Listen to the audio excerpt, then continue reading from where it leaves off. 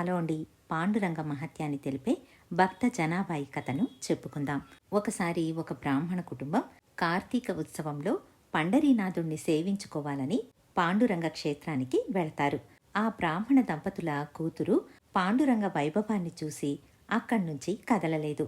ఆమె తల్లిదండ్రి రమ్మని ఎంత చెప్పినా నేను ఇక్కడ్నుంచి రాను, మీరు వెళ్ళండి, పాండురంగడి పాద కమలములు విడిచి నేను ఎక్కడికి రాను అని నిర్భయంగా చెబుతుంది.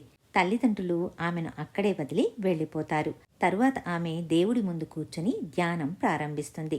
కొంతసేపటికి నామదేవుడు అక్కడికి వస్తాడు. ఆమెను చూసి, నీ పేరేంటి, ఇక్కడ ఒంటరిగా ఎందుకున్నావు అని అడుగుతాడు. నా పేరు జనాబాయ్, నేను నా తల్లిదండ్రుల ఇంట్లోనే ఉన్నాను.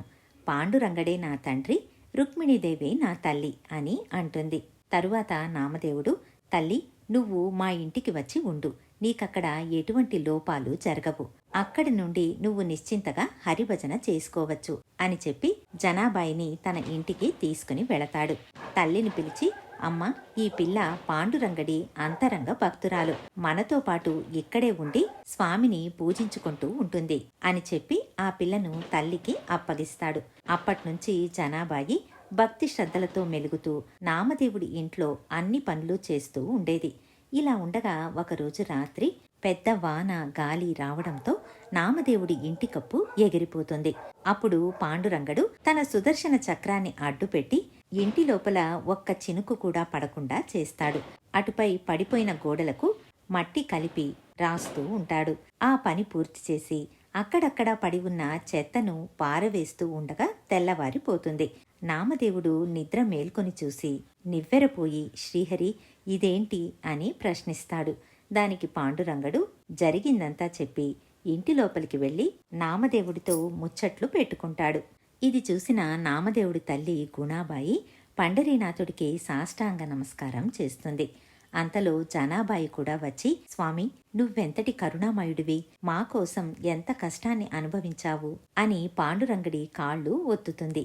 ఇంతలో గుణాబాయి వంట పూర్తి చేస్తుంది. నామదేవుడు పాండురంగడికి వేడి నీటితో స్నానాన్ని జరిపించి భోజనానికి తీసుకుని వెళతాడు. నామదేవుడి నలుగురి కొడుకులు పాండురంగడు ఒకవైపు కూర్చుంటారు. గుణాబాయి, నామదేవుడు ఇంకొక వైపు కూర్చుంటారు. పండరీనాథుడు కూర్చోమంటే నామదేవుడి భార్య రాధాబాయి కూడా వచ్చి కూర్చుంటుంది. అందరికీ జనాబాయి వడ్డిస్తుంది. కాసేపయ్యాక జనాబాయి, నన్ను విడిచి వీళ్ళందరూ భోంచేస్తున్నారు అని మనసులో అనుకుంటుంది. ఇది గ్రహించిన పాండురంగడు తినడం సగంలో ఆపి, ఇంక నేను తినలేను, నాకు చాలు అని అంటాడు. అది గ్రహించిన నామదేవుడు, శ్రీహరి, జనాబాయి పంక్తిలో కూర్చోలేదని నీకు భోజనం రుచించడం లేదు అని చెబుతాడు.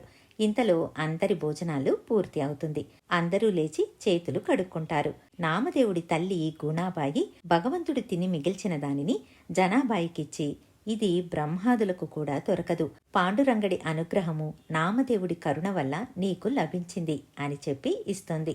జనాబాయి దానిని మళ్లీ తినచ్చని ఆ ప్రసాదాన్ని ఒకచోట భద్రంగా దాస్తుంది. ఆ రోజు రాత్రి అందరూ నిద్రించిన తర్వాత పండరీనాథుడు శబ్దం చేయకుండా జనాబాయి వద్దకు వస్తాడు. ఇందాక నాకు భోజనం రుచించలేదు, ఇప్పుడు ఆకలిగా ఉంది, ఏదైనా పెట్టు అని అడుగుతాడు. దానికి జనాబాయి, శ్రీహరి, నీకు ఇవ్వడానికి నా దగ్గర ఏమీ లేదు, నా ఆత్మ ఒక్కటి ఉంది అంతే, దానిని స్వీకరించు అని అడుగుతుంది. అప్పుడు పాండురంగడు, మధ్యాహ్నం తిని మిగిల్చింది ఉంది కదా, దానిని తీసుకురా అని అంటాడు. జనాబాయి వెళ్లి ఆ పాత్రను తీసుకుని వస్తుంది. నాతో కూర్చొని నువ్వు కూడా తిను అని చెబుతాడు పాండురంగడు. జనాబాయి పండరీనాథుడితో కలిసి ఒకే పాత్రలో తినసాగింది. ఇది నామదేవుడి తల్లి గుణాబాయి చూస్తుంది.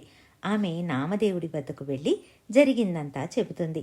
దానికి నామదేవుడు, అమ్మా, ఇందులో వింతేముంది, రామావతారంలో శబరి ఎంగిలి శ్రీరాముడు తినలేదా అని అడుగుతాడు. అది విని ఆమె ఇంకేమీ మాట్లాడకుండా వెళ్లి పడుకుంటుంది. భోజనం చేశాక పాండురంగడు, జనాబాయి ఎవరి స్థానాల్లో వాళ్లు పడుకుంటారు. మరుసటి రోజు పండరీనాథుడు ఇంకా చీకటిగా ఉన్నప్పుడే లేచి జనాబాయి వద్దకు వెళ్లి, నువ్వు పిండి విసిరేటప్పుడు నీకు సహాయం చేయడానికి వచ్చాను అని అంటాడు. జనాబాయి లేచి తిరుగలి గోధుమ తెచ్చి పెడుతుంది. పాండురంగడు నువ్వు పాడుతూ ఉండు, నేను విసురుతాను అని అంటాడు. జనాబాయి చక్కని పాట పాడుతూ ఉండగా పాండురంగడు పిండి విసురుతూ ఉంటాడు. ఇది గుణాబాయికి వినిపించి, నీతో పిండి విసురుతున్న రెండవ వారెవరు? నువ్వే ఒక కూలిదానివి, నువ్వు ఇంకొక కూలీని పెట్టుకున్నావా? ఈ సమయానికి కూలిగా వచ్చింది ఎవరు అని గద్దించి అడుగుతుంది. జనాబాయి నివ్వెరపోతుంది. అప్పుడు పండరీనాథుడు, నేను కూలిదానను కాను, జనాబాయి మధురమైన పాటను వినడానికి వచ్చి పిండి విసురుతున్నాను.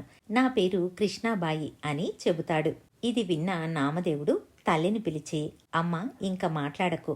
పండరీనాథుడు ప్రత్యుత్తరాన్ని ఇచ్చాడు. జనాబాయి తన సుగుణాలతో అతడిని బంధించి వేసి తన వెంటే పెట్టుకుని ఉంది అని చెబుతాడు. ఇది విన్న గుణాబాయి తాను చేసిన పనికి సిగ్గుపడి శ్రీహరిని క్షమించమని వేడుకుంటుంది. పిండి విసరటం అయ్యేటప్పటికి తెల్లవారింది. అప్పుడు జనాబాయి పాండురంగడితో, స్వామి తెల్లవారింది, నీకోసం ఆలయంలో అర్చకులు యాత్రికులు వేచి ఉంటారు అని చెబుతుంది. పాండురంగడు జనాబాయి భక్తి గురించి ఆదరణ గురించి అందరికీ తెలియచేయాలని అనుకుని తన ఆభరణాలన్నీ తీసి పీతాంబరంలో మూటకట్టి జనాబాయి బట్టల మూటలో పెట్టి ఆమె జీర్ణ వస్త్రాలలో ఒకటి తీసుకుని కప్పుకొని వెళ్లిపోతాడు. అర్చకులు తలుపు తెరిచి చూడగానే నిర్ఘాంతపోతారు. చిరుగులతో కూడిన ఈ జీర్ణ వస్త్రాన్ని 2 రోజుల క్రితం నామదేవుడి ఇంటిలో ఉన్న జనాబాయి ధరించింది. స్వామి ఆభరణాలను పీతాంబరాలను ఆమె దొంగలించి ఉంటుంది అని అంటారు. ఈ మాటలు విని అందరూ ఇది నిజమే అయి ఉంటుందని కోలాహలంతో నామదేవుడి ఇంటికి వెళతారు. అక్కడ జనాబాయిని పిలిచి, మర్యాదగా భగవంతుడి వస్తువులన్నీ తొందరగా తెచ్చివ్వు, లేకుంటే దండించాల్సి ఉంటుంది అని గద్దిస్తారు. అది చూసి జనాబాయి తెల్లబోతుంది. నామదేవుడు ఆశ్చర్యంతో సంగతి ఏమని అడుగుతాడు. అర్చకులు జరిగిందంతా వివరిస్తారు. నామదేవుడు ఏమీ మాట్లాడక ఉండిపోతాడు. జనాబాయి, నిజంగా నా దగ్గర అవన్నీ ఉంటే తీసుకుని వెళ్ళండి అని చెబుతుంది. అర్చకులు లోపలికి ప్రవేశించి ఆమె బట్టల మూటను వెతుకుతారు. వాళ్లకు భగవంతుడి అన్ని వస్తువులు అక్కడ దొరుకుతాయి. ఇక ఈమె దోషి అని నిర్ధారించి శూలారోపణ శిక్ష విధించాలని చంద్రభాగా నదీ తీరానికి తీసుకుని వెళతారు. జనాబాయి తన మీద వచ్చిన అపవాదుకు ఏమీ భయపడక తదేక దీక్షతో శ్రీహరిని ధ్యానిస్తుంది. కాసేపటికి అర్చకులు ఆమెను శూలం మీదకి ఎక్కిస్తారు. వెంటనే శూలం భస్మమైపోతుంది. అది చూసి అందరూ జనాబాయి నిర్దోషురాలే కాదు, మహాత్మురాలు అని పొగుడుతారు. తాము పెద్ద అపరాధం చేశామని నొచ్చుకుంటారు. ఆమె పాదాల మీద వాలి తమను క్షమించమని వేడుకొని మహావైభోగంతో ఆమెను గ్రామం లోపలికి తీసుకుని వెళతారు. ఒకరోజు జనాబాయి పనులన్నీ ముగించుకుని పాండురంగడి మీద కవిత్వాన్ని చెప్పుకుంటూ ఉంటుంది.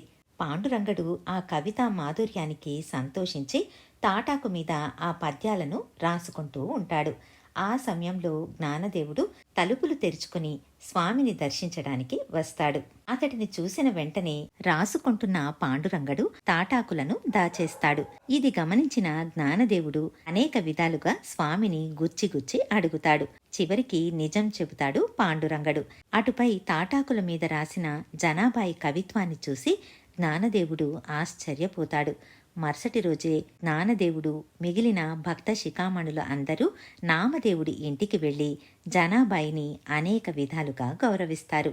బతికున్నంతకాలం జనాబాయి ఇదే విధంగా కాలాన్ని గడిపి మోక్షాన్ని పొందింది. 13వ శతాబ్దానికి చెందిన భక్త జనాబాయి మరాఠీలో 350కి పైగా విఠల అభంగాలను రచించింది. ఎప్పుడూ దంచడం, విసరడం వంటి పనులు చేస్తూనే పాండురంగణ్ణి తలుచుకునేది. ఆమె పనులు చేస్తూ విఠలుణ్ణి తలుచుకుంటూ ఉంటే పాండురంగడు స్వయంగా సహాయం చేసేవాడు. ఆమె పాడిన అభంగాలు మహారాష్ట్రలో అత్యంత ప్రజాదరణను పొందింది. ఇదండి భక్త జనాబాయి కథ. మళ్ళీ మరొక మంచి కథతో మీ ముందుంటాను. ధన్యవాదాలు.